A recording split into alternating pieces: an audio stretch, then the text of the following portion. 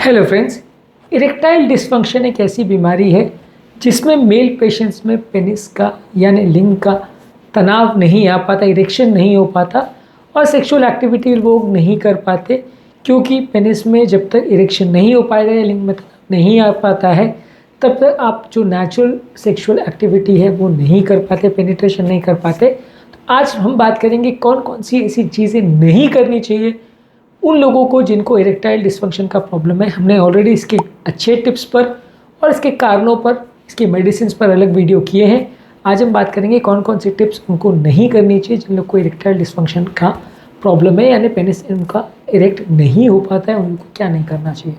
Topic पर जाने से पहले जो लोग हमारे चैनल पर नए हैं उन्हें रिक्वेस्ट करूँगा कि चैनल को सब्सक्राइब करें, वीडियोज़ को लाइक करें, शेयर करें, फॉलो करें और कमेंट भी करें। सबसे पहले लोगों को अनरेगुलेटेड सप्लीमेंट्स नहीं लेना चाहिए। बहुत सारे लोग अलग अलग तरह के सप्लीमेंट्स मार्केट में बेचते हैं इस नाम से कि वो इरेक्टाइल डिस्फंक्शन का प्रॉब्लम को ठीक करेगा। अब प्रॉब्लम क्या होती है कि लोग कई बार हेजिटेशन की वजह से, शर्म की वजह से, झिझक की वजह से अपने डॉक्टर के साथ डिस्कस नहीं करना चाहते, वो लोग हेजिटेट करते हैं। कई बार डॉक्टर्स की क्लिनिक में जाते हैं, वहाँ पर अगर कोई फीमेल स्टाफ या अटेंडेंट वहाँ पर होती है तो और हेजिटेट कर जाते हैं। जो मिडिल एज या एल्डरली लोग होते हैं वो इतना ज़्यादा हेजिटेट करते हैं, वो डॉक्टर से बात ही नहीं कर पाते। उनको ऐसा लगता है कि हमारी सोसाइटी में क्योंकि इसके खिलाफ एक थोड़ा सा लोगों के दिमाग में स्टिग्मा है, एक हेजिटेशन है, झिझक है, जिसकी वजह से लोग इवन अपने डॉक्टर के साथ नहीं बात कर पाते, फ्रेंड्स रिलेटिव के साथ नहीं बात कर पाते। और इस तरह के ऑनलाइन ऑफलाइन कोई भी अगर सप्लीमेंट्स अवेलेबल हो तो वो लेने लगते हैं। और ऑब्वियसली इस नाम पर लोगों को बहुत ज़्यादा बेवकूफ़ बनाया जाता है। बहुत सारा इस तरह के सप्लीमेंट्स और काढ़े बेचे जाते हैं जिनसे कुछ भी नहीं होता पेशेंट को फ़ायदा, लेकिन वो सेल किया जाता है। और थोड़े दिन के बाद इनको यूज़ करके जब पेशेंट रियलाइज़ करता है कि कुछ फ़ायदा नहीं हो रहा है तो पेशेंट तब तक चीट हो चुका होता है, पैसे अपने वेस्ट कर चुका होता है। तो इसलिए ये तरह के सप्लीमेंट्स बिना किसी डॉक्टर के डिस्कशन के ना ले तो ज़्यादा अच्छा है। इसके अलावा आप खुद से मेडिकेशन भी मत लीजिए। कई बार क्या होता है, लोग हेजिटेशन की वजह से, झिझक की वजह से अपने डॉक्टर से बात नहीं कर पाते और जैसा जो बोलता है उसके हिसाब से कोई भी मेडिसिन जो मार्केट में अवेलेबल है, चाहे वो एलोपैथी की हो, होम्योपैथी की हो, आयुर्वेदिक की हो, कुछ भी हो, वो ट्राई कर लेते। उससे बॉडी में क्या फ़ायदा, क्या नुकसान होगा, ये सारी चीज़ें को ध्यान नहीं देते और ये सारी चीज़ें लेना चालू कर देते। तो इस तरह के सेल्फ मेडिकेशन मत करिए। झिझक की वजह से जो आप गलत मेडिसिन ले लोगे वो आपको फ़ायदे के बदले कई बार नुकसान कर सकता है और कई बार वो नुकसान परमानेंट भी हो सकता है। इसलिए इस तरह की चीज़ों से बचे तो अच्छा है। इसके अलावा आपको बहुत ज़्यादा अल्कोहल नहीं लेना चाहिए। यदि किसी व्यक्ति को इरेक्टाइल डिस्फंक्शन का प्रॉब्लम है और वो अल्कोहल लेता है तो इससे सेक्सुअल एक्टिविटी और हार्मोनल लेवल्स पर आपको फ़र्क पड़ेगा, आपको ये प्रॉब्लम बढ़ जाएगी। इसकी वजह से आपको अवॉइड करना चाहिए व्यक्ति को अल्कोहल लेना यदि उसको इरेक्टाइल डिस्फंक्शन का प्रॉब्लम है। तो इसी तरह से स्मोकिंग या तंबाकू का सेवन करना भी नुकसानदायक है। यदि आपको इरेक्टाइल डिस्फंक्शन का प्रॉब्लम है तो कोशिश करिए कि आप स्मोकिंग या तंबाकू का सेवन ना करें। इससे भी आपको प्रॉब्लम होगी और इससे भी आपकी हेल्थ बिगड़ेगी और इससे भी आपको इरेक्टाइल का प्रॉब्लम, डिस्फंक्शन का प्रॉब्लम, ईडी का प्रॉब्लम ज़्यादा होगा। तो स्मोकिंग या तंबाकू को भी अवॉइड करिए। इसके अलावा कोई अगर हेल्थ कंडीशन है जैसे कि बीपी, शुगर, कोलेस्ट्रॉल, जो कि इस तरह की बीमारियों को ला सकता है, इनकी वजह से प्रॉब्लम हो सकती है, उनको इग्नोर करना भी एक इम्पॉर्टेंट मिस्टेक है जो लोग करते हैं। लोग अपनी बीमारियों को ठीक नहीं करते, जादुई काढ़ों के और जादुई नुस्खों के लिए जाते हैं और फाइनली बीमारी ठीक नहीं होती, उनकी बिगड़ती चली जाती है। यदि आपको ये प्रॉब्लम किसी दवा की वजह से हो रही है, किसी बीमारी की वजह से हो रही है तो उसको इग्नोर मत करिए और इससे ट्रीटमेंट करवाइए, तो इसमें आपको फ़ायदा होने का चांस ज़्यादा है। कई बार वो ट्रीटमेंट से तुरंत फ़ायदा हो जाता है, कई बार नहीं भी होता है, लेकिन गलत रास्ते में जाने में और गलत सप्लीमेंट्स लेने से कुछ भी फ़ायदा नहीं होगा, नुकसान भी हो सकता है। इसके अलावा इरेक्टाइल डिस्फंक्शन वाले पेशेंट्स कई बार इसको शरीर की दुर्बलता मान के बहुत हाई डोज विटामिन के सप्लीमेंट्स लेने लगते हैं और ये विटामिन के सप्लीमेंट जब वो बहुत हाई डोज में लेते हैं तो इससे उनको और साइड इफ़ेक्ट्स होते हैं। एक्सेसिव विटामिन की वजह से बॉडी में टॉक्सिसिटी हो जाती है। खासकर जो फैट सोल्यूबल विटामिन है जैसे विटामिन ए, डी, ई, के, ये बॉडी एक्सेस मात्रा में अगर हो जाए तो निकाल नहीं पाती है और वो आपके शरीर में भर जाते हैं और आपको नुकसान पहुंचाते हैं। तो आपको कोशिश करनी है कि आपको बहुत ज़्यादा हाई डोज विटामिन सप्लीमेंट्स या हेल्थ सप्लीमेंट्स नहीं लेने हैं। ये बीमारी जो है शरीर की कमज़ोरी की बीमारी नहीं है, इसके अलग कारण होते हैं। आप दुबले पतले हैं या कमज़ोर है, उससे आपका इरेक्टाइल डिस्फंक्शन से कोई लेना देना या सरोकार नहीं है। दुबले पतले लोगों का भी अच्छा इरेक्शन हो सकता है और बहुत ज़्यादा मस्कुलर लोगों को भी इरेक्टाइल डिस्फंक्शन हो सकता है। इसलिए शरीर की दुर्बलता के लिए जो चीज़ों का प्रयोग किया जाता है उसको आप इरेक्टाइल डिस्फंक्शन में प्रयोग ना करिए, ईडी में आपको इसका फ़ायदा नहीं होगा। इसके अलावा कोई इलीगल ड्रग्स जैसे कोकेन, एम्फेटामिन्स वगैरह जो है वो भी आपको नुकसान कर सकती है। अफीम वगैरह जैसी चीज़ों को भी अवॉइड करिए, इससे भी आपको प्रॉब्लम हो सकती है। इसके अलावा कई बार लोग साइकोलॉजिकल प्रॉब्लम्स को, जिनके वजह से ईडी का प्रॉब्लम होता है, उसको कई बार इग्नोर करते हैं, उसका ट्रीटमेंट नहीं करते। लोगों को ऐसा लगता है कि साइकोलॉजिकल प्रॉब्लम्स बोला मतलब पागलपने की बात कर रहे हैं।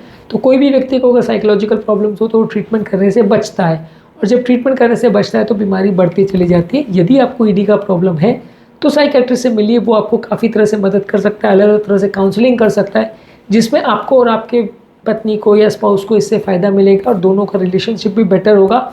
और आपस में जो झिझक की वजह से, साइकोलॉजिकल प्रॉब्लम्स की वजह से जो इरेक्टाइल डिस्फंक्शन या ईडी होता है, उसमें आपको फ़ायदा मिलेगा। इसके अलावा अनसुपरवाइज हार्मोन सप्लीमेंट्स भी मत लीजिए।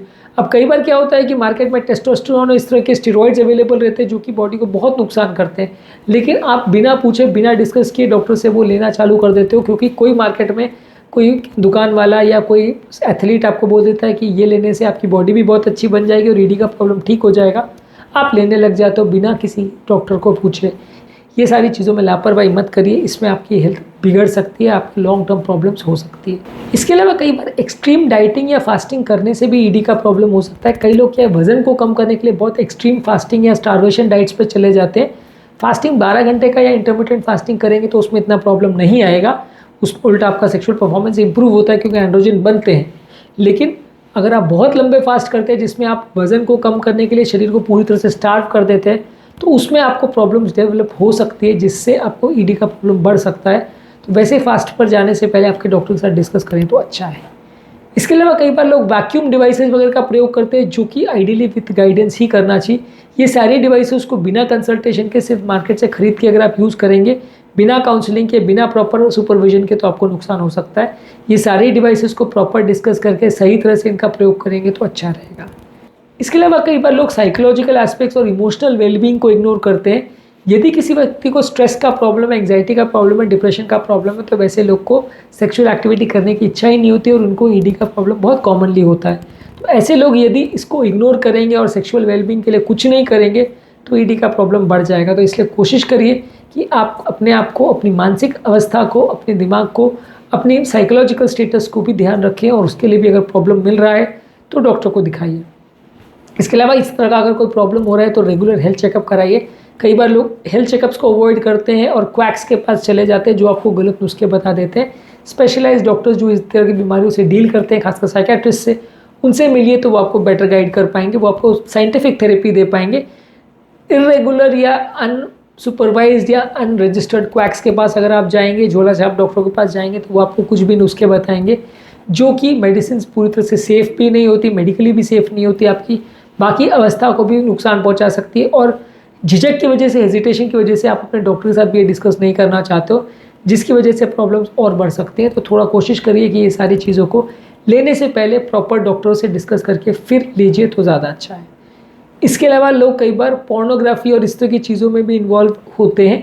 अनरियलिस्टिक एक्सपेक्टेशन होने की वजह से भी कई लोग को ईडी का प्रॉब्लम हो जाता है। यानी कई बार पॉर्न्स को और इस तरह के मूवीज़ को जहाँ अनरियलिस्टिक सेक्सुअल एक्टिविटी दिखाते हैं, लोग बहुत ज़्यादा अच्छा इरेक्शन या अच्छी एक्टिविटी स्ट्रेंथ के साथ कर पाते हैं, ये सब चीज़ों को देख के भी कई लोग अपने आप को अंडर एस्टिमेट करने लगते हैं या इन्फीरियरिटी कॉम्प्लेक्स में चले जाते हैं, जिसकी वजह से ईडी का प्रॉब्लम हो जाता है। तो इस तरह को एक्टिविटीज़ को जिस तरह से मूवी देखते हैं वैसे ही देखिए, उनको बहुत ज़्यादा रियलिस्टिक मत समझिए। ये सारी चीज़ें बहुत ज़्यादा आर्टिफिशियल होती है, बहुत ज़्यादा साइंटिफिक तरीके से, अनसाइंटिफिक तरीक़ों से इनको शूट किया जाता है इन तरह की मूवीज़ को। तो इसलिए इन सब चीज़ों को रियल मान के अपने आप को डिप्रेशन में लाना और इन सब चीज़ों की वजह से खुद अपने आप को अंडर एस्टिमेट करना, इन्फीरियरिटी कॉम्प्लेक्स में चले जाना, ये कम्प्लीटली गलत है। इससे आपको ईडी का प्रॉब्लम बढ़ सकता है। इसके अलावा अगला मिस्टेक जो लोग करते हैं कि रिलेशनशिप रिलेटेड प्रॉब्लम्स को इग्नोर करते हैं। यदि किसी व्यक्ति को कोई रिलेशनशिप में प्रॉब्लम है और स्पाउस के साथ प्रॉपर रिलेशनशिप ही नहीं हो रहा है, तो वैसे व्यक्ति को वैसे भी सेक्सुअल एक्टिविटी करने की इच्छा ही नहीं होगी, ईडी का प्रॉब्लम बढ़ेगा। तो ऐसे व्यक्ति को अपने पहले रिलेशनशिप पे फोकस करना पड़ेगा, अच्छा रिलेशन डेवलप करना पड़ेगा, तभी जाके उसकी एक्टिविटी ठीक होगी। इसके अलावा बहुत एक्सट्रीम एक्सरसाइज भी नहीं करना चाहिए। कई बार बहुत ज़्यादा एक्सट्रीम एक्सरसाइज लोग करते हैं, इसकी वजह से भी ईडी का प्रॉब्लम बढ़ जाता है। एक्सट्रीम एक्सरसाइज करने से आपका हार्मोनल बैलेंस गड़बड़ हो सकता है, जिसकी वजह से ईडी बढ़ सकता है। तो नॉर्मल फिजिकल एक्टिविटी करिए, रेगुलर एक्सरसाइज करिए, लेकिन एक्सट्रीम्स में मत जाइए। कई घंटे तक एक्सरसाइज करते रहेंगे अपने शरीर को बलिष्ठ बनाने के लिए, तो उसमें आपको इरेक्टाइल डिस्फंक्शन हो सकता है, क्योंकि ये हार्मोनल बैलेंस को अफेक्ट करता है, खासकर उन लोग के लिए जो स्टेरॉइड्स भी लेते हैं, और खासकर उन लोग के लिए जो और सप्लीमेंट्स भी लेते हैं जो आपकी बॉडी के हार्मोनल बैलेंस को अफेक्ट कर सकता है। इसके अलावा इंटरनेट में मिलने वाली हर एडवाइस को बिना किसी से पूछे, बिना किसी से डिस्कस किए मत फॉलो करिए। जो प्रॉपर साइंटिफिक एडवाइस है उसको ही ध्यान दीजिए। बिना किसी से पूछे, बिना डिस्कस किए कुछ भी आपने किसी ने बोल दिया, वो मान लिया, तो उसमें नुकसान हो सकता है, हेल्थ बिगड़ सकती है। इसके अलावा मानसिक और शारीरिक कोई भी बीमारी है तो उसका भी प्रॉपर इलाज करें, इसको इग्नोर मत करिए, इससे भी कई बार प्रॉब्लम हो सकती है। बहुत टाइट अंडरगारमेंट्स या टाइट कपड़े मत पहनिए, इससे भी कई बार आपका इरेक्टाइल डिस्फंक्शन का प्रॉब्लम हो सकता है। जो लोग बहुत टाइट अंडरगारमेंट्स, अंडर साइज वाले पहनते हैं या जीन्स और इस तरह के टाइट कपड़े पहनते हैं जो आपके सेक्सुअल ऑर्गन्स को अफेक्ट कर सकता है या उनको बहुत ज़्यादा प्रेशर में डाल सकते हैं, तो वैसे कपड़े पहनने का थोड़ा अवॉइड करिए। थोड़े लूज फिटिंग कपड़े ही पहने तो अच्छा है, क्योंकि इसकी वजह से आपका सेक्सुअल ऑर्गन्स पे परमानेंट डैमेज भी हो सकता है और आपको इरेक्टाइल डिस्फंक्शन का प्रॉब्लम बढ़ सकता है, ऐसा भी हो सकता है। इसके अलावा इस तरह की प्रॉब्लम्स में अगला प्रॉब्लम जो लोग करते हैं वो ये है कि खुद को या अपने पार्टनर को ब्लेम करने लगते हैं कि आपकी वजह से प्रॉब्लम हो रही है या मेरे अंदर कोई बीमारी है जिसकी वजह से हो रहा है। ये एक बीमारी, एक इशू है जिसको अगर सही तरह से डील किया जाए तो उसको मैनेज किया जा सकता है। आप ब्लेम गेम खेलना चालू करेंगे, इसको उसको ब्लेम करेंगे तो उससे कुछ फ़ायदा नहीं होगा, उल्टा सिचुएशन बिगड़ेगी, रिलेशनशिप बिगड़ेगा और लॉन्ग टर्म तकलीफें बढ़ेंगी। तो इस तरह की बीमारियों में खुद को या अपने पार्टनर को ब्लेम मत करिए, जो प्रॉब्लम है उसको समझिए और उसको ठीक करने की कोशिश कीजिए। इसके अलावा कई बार लोग क्विक फिक्सेस के चक्कर में जाते हैं, कोई मिराकल क्योर के चक्कर में जाते हैं। लोग ऐसे एडवर्टाइज कर देते हैं कि 7 दिन में बीमारी ठीक, 2 दिन में बीमारी ठीक, 1 डोज लिया और कल सुबह सब ठीक हो जाएगा। तो इस तरह के मिराकल क्योर्स के चक्कर में आप जाओगे तो पैसा भी बिगड़ेगा, टाइम भी बिगड़ेगा और दिमाग भी खराब होगा। इस तरह की चीज़ों से कुछ फ़ायदा नहीं होता। प्रॉपर डॉक्टर से मिलके जो प्रॉब्लम है उसको सॉर्ट आउट करने का प्रयास करेंगे तो ज़्यादा सक्सेस मिलने का चांस है। रैंडमली किसी भी व्यक्ति ने कुछ भी आपको बेच दिया और आपने खरीद के खा लिया बिना समझे, बिना जाने, तो इसमें आपको कुछ फ़ायदा नहीं होगा।